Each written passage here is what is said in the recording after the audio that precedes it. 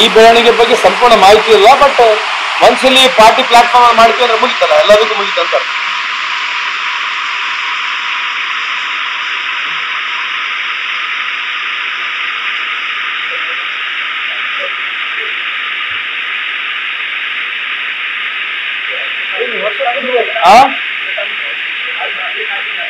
Return ಅದು ನನ್ನ friend ಕರೆದಿರೋದು. ನನ್ನ ಫ್ರೆಂಡ್ ಒಬ್ಬನು ವಿಜಯ್ ಗೋಯಲ್ ಅಂತ ಇದಾರೆ ಅಲ್ಲಿ.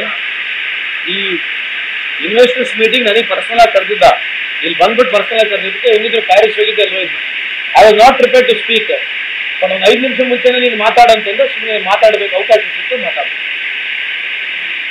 ಬಟ್ ಓವರ್ ಆಲ್ ನೋಡಿದ್ರೆ ಕರ್ನಾಟಕ ಅನ್ನೋದು, ಬೆಂಗಳೂರು ಅನ್ನೋದು ಜನರಿಗೆ ಇಂಟ್ರೆಸ್ಟ್ ಇದೆ.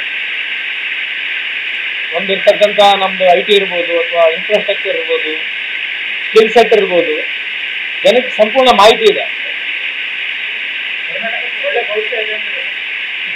100% ಇದೆ.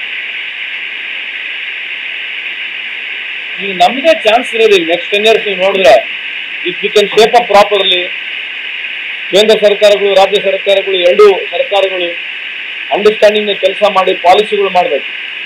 ಪಾಲಿಸಿಲಿಂದನೇ ದೇಶ ನಡೆಯೋದು, ಪ್ರಪಗಂಡದಿಂದ ಅಲ್ಲ. ಯಾವುದೇ ಡೆಮೊಕ್ರೆಟಿಕ್ ಕಂಟ್ರಿನಲ್ಲಿ ಒಬ್ಬ ಮನುಷ್ಯನ ಕೈಲಿ ಸರ್ಕಾರಗಳಾಗಿರ್ಲಿ ದೇಶ ನಡೆಸಕ್ಕೆ ಸಾಧ್ಯನೇ ಇಲ್ಲ. ಜನರು ಬೇಕು. ಪಾಲಿಸಿ ಬಗ್ಗೆ, ಪ್ರೋಗ್ರಾಮ್ಸ್ ಬಗ್ಗೆ ನಾವು ಯೋಚನೆ ಮಾಡಿದ್ರೆ ನಾವು ಲಾರ್ಜರ್ ಆಡಿಯನ್ಸ್ ಟಚ್ ಮಾಡಿ ನಮ್ಮ ಉದ್ದೇಶಗಳನ್ನ ಮಾಡಬಹುದು. ಇದು ಒಬ್ಬರದೇ ಬೆಳಗ್ಗಿಂದ ಸಾಯಂಕಾಲವರೆಗೆ ಪೂಜೆ ಪುರಸ್ಕಾರ ನಡೆಸಿದ್ರೆ ಪ್ರಜಾಪ್ರಭುತ್ವ ವ್ಯವಸ್ಥೆಯಲ್ಲಿ ಅವರಿಗೆ ಅನುಕೂಲ ಆಗೋದು, ಇನ್ನೊಂದು ಜನಕ್ಕೆ ಅನುಕೂಲ ಆಗಲ್ಲ.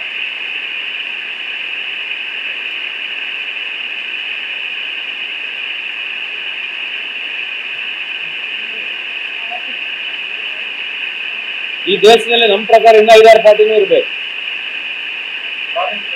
ಬರ್ಬೇಕು. ರಾಜಕೀಯದಲ್ಲಿ ಹೊಸ ಮುಖಗಳು ಬರಬೇಕು, ಯುವಕರು ಬರಬೇಕು, ಆಮೇಲೆ ವಿಚಾರವಾದಂಥ ಚರ್ಚೆಗಳಾಗಬೇಕು.